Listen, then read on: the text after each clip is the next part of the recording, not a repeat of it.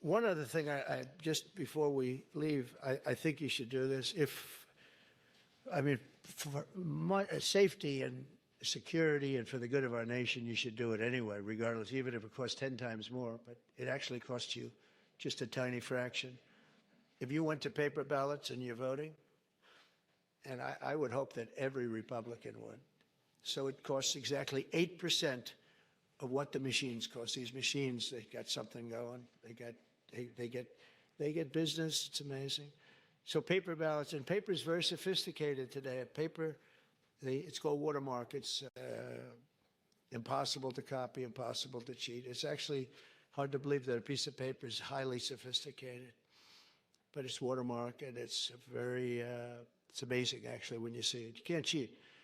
But if you went to paper ballots and same-day voting, and if you went to voter ID, and also one other thing, you want a proof of citizenship, those four things: proof of citizenship, voter ID, paper ballots, one-day voting. And if you went to two-day voting or three-day voting, but some of these states, you had 64 days. You know, California just finished up just a short while ago. They were voting a week and a half ago. They're trying to finish them up. And other states, too. They were weeks after the election. I mean, if that were a close election, you'd have to wait for weeks and weeks and weeks. You got finished fast, Brian.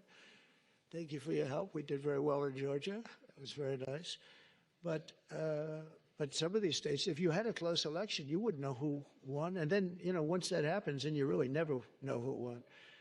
But you would save tens of millions of dollars, forgetting about right, wrong, and security, safety, our country, our Constitution, and all of these. Number one, you'd have a much safer election. Number two, everybody, you know the results of your election by 10 o'clock. Everybody, it's a beautiful system. It's boxes of 5,000, boom, boom.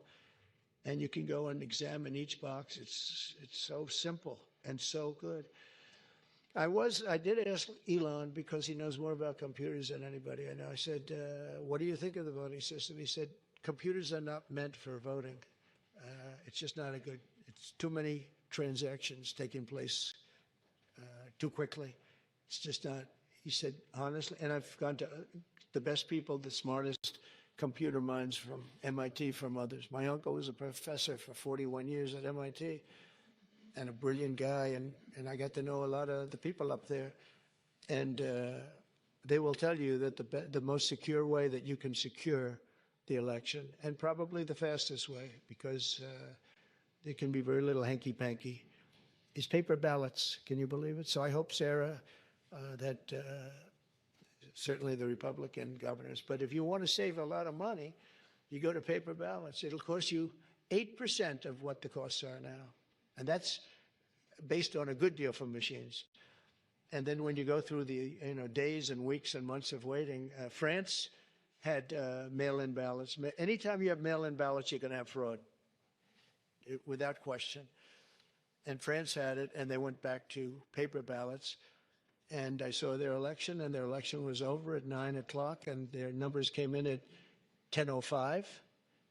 And there were no complaints.